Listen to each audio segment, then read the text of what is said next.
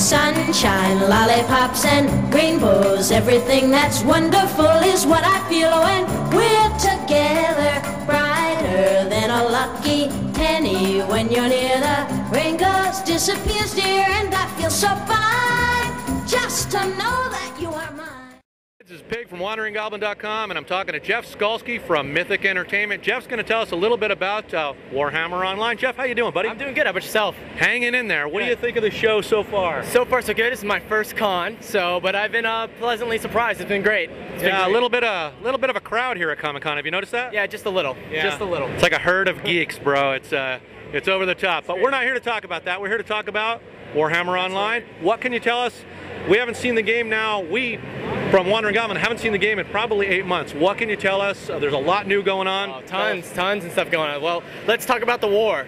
Let's talk about RVR, because that's what players definitely want to hear about. Okay. So our game, we kind of coined RVR, which is the thing, you know, we at Mythic kind of hang our hat on, which is realm versus realm combat, which is PvP for players, but we call it RVR because we want realm versus realm, 1,000 players versus 1,000 players. We have a dynamic campaign going on in our game. The war is on, the struggle is going on everywhere.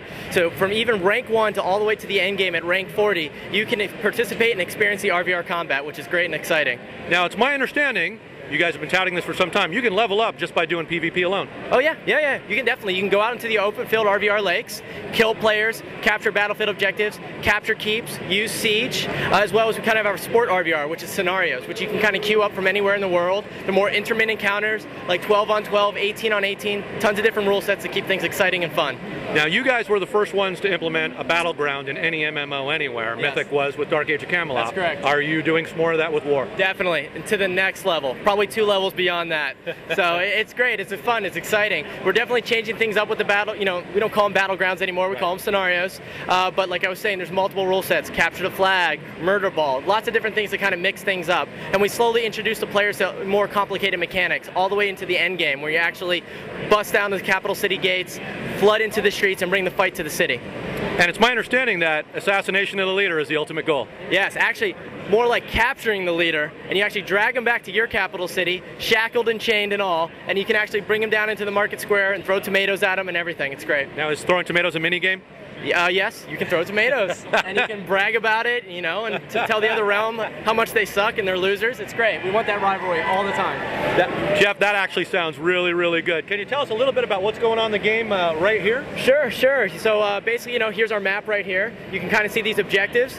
Basically, these are little objectives here for quests. We kind of let players know where they need to go. We never want players all tabbing out of our game. So we want them to stay immersed all the time with our content. So we don't say this is exactly where you need to go. This is just the general area, so you don't get lost. And that marker actually updates depending on the progress you are with the quest. Now, is this a result of, now being an old DAOC player myself, there was a lot of chaos on the battlefields. You had players going in different directions, kind of spread a little bit thin because they didn't have an objective. Is this the answer to that? Yeah, definitely. So when you actually get into the open field RVR lakes, we have what we call battlefield objectives. And they're objectives that can be taken by like a simple 6-man group. Sometimes as you go into higher tiers, it's going to require probably more groups and more effort. But in the lower tiers, you might be able to do it with just 2 people. But eventually you can kind of graduate from that and you actually have keeps. And probably about tier 2, you actually get introduced to the keeps. And the keeps actually, you know, you got to bust the doors down. There's boiling oil. You know, you got siege warfare going on, direct damage siege, AoE siege. And then eventually when you graduate into another tier, you actually have the outer walls. So we slowly but surely kind of ramp the player up with that RVR experience.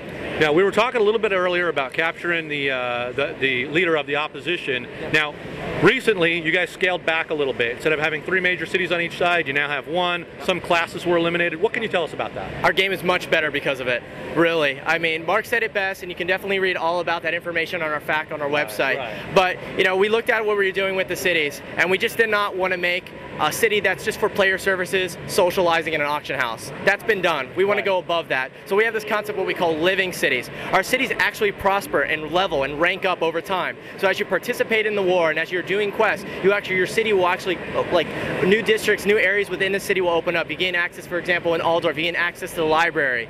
Different PQs become available. There's so much more content in our cities now that we've been focused on too. We have almost 100 quests associated with each capital city, 12 public quests, and then of course 3 massive dungeons on top of that.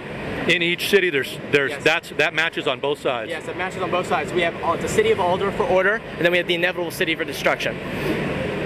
Now, What about class balance? You've scaled back a little bit in terms of the classes. Class balance is always an issue because obviously everything isn't directly linear. How do you guys work this out? So we obviously have a lot of careers in our game, over 20, 10 for order, 10 for destruction. So there's a little bit of everything for every single person. We obviously have a lot of different layers of mechanics going on with our combat system, from your traditional kind of hotkeys on your hotbar, as well as the morale system and the tactics system. And throughout beta, and we've been in beta for a long time, we've been going back, reiterating, iterating, and iterating. We have a team of talented people just focus on that day in and day out, and making sure we launch with the most balanced system possible.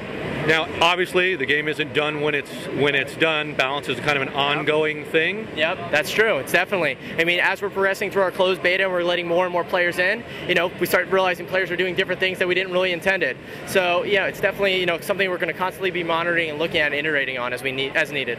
All right, Jeff. Let me ask you this: Wrath of the Lich King is coming out in the fall. We don't know when. War is coming out in the fall. That's right. You guys under the impression that maybe Blizzard's screwing with you guys a little bit? Launch windows are relatively similar. What are your thoughts on that? That's kind of how the cards fell. That's just the way it is. We've been working on this game since 2005 when we signed the deal at E3 with GW. It's been a long 3 years, but we're coming out. War's coming. Okay, so War is going to come out, and it's done when it's done. You're not worried about release dates of any other game out there. Yeah, I mean, our game is it's a different game than any other MMO out there. I mean, our VR element is not something that's tacked on to the game, to the outer shell of the game. Right. It's actually weaved throughout the game from start to finish. So even as a rank 1 character, you can just participate in RVR and never have to do PvE. And if you're a player who just wants to do PvE, there's hundreds of hours of content there for you to do that. So all the solo players and all that, they'll have plenty of fun to be had. Well, Jeff, let me ask you this. One of the more unusual things, one of the things that's near and dear to my heart, is the fact that Warhammer has a huge sense of humor in it. Yep. I mean, every time we've touched the game, something funny happens. Yep. Oh, it's sprinkled all over the place. Sometimes it's obvious, sometimes it's hidden. It's kind of up to the player to kind of discover and find. I mean, there's so many cool little abilities to do. Like, probably one of my favorite abilities is Fetch from the Black Orc, where you actually can grab a shaman and chuck him over your back, to get him away from the enemy. I mean, that's just the kind of cool stuff, working with GW, working with an IP that's over 25 years old. It's just been exciting and fun for all of us, because we're all hardcore Warhammer fans. It is definitely a rich IP, that's for sure. All right, Jeff, we're going to give you the last word. Talk to the fans. Tell us a little something about War on our way out. Sure, definitely. I hope to see you guys all in the game. We want everyone's soul. So be in there, kill people, burn things, and kill more people. See you this fall. That pretty much summarizes War, folks. This is Pig for WanderingGoblin.com, and we're signing out.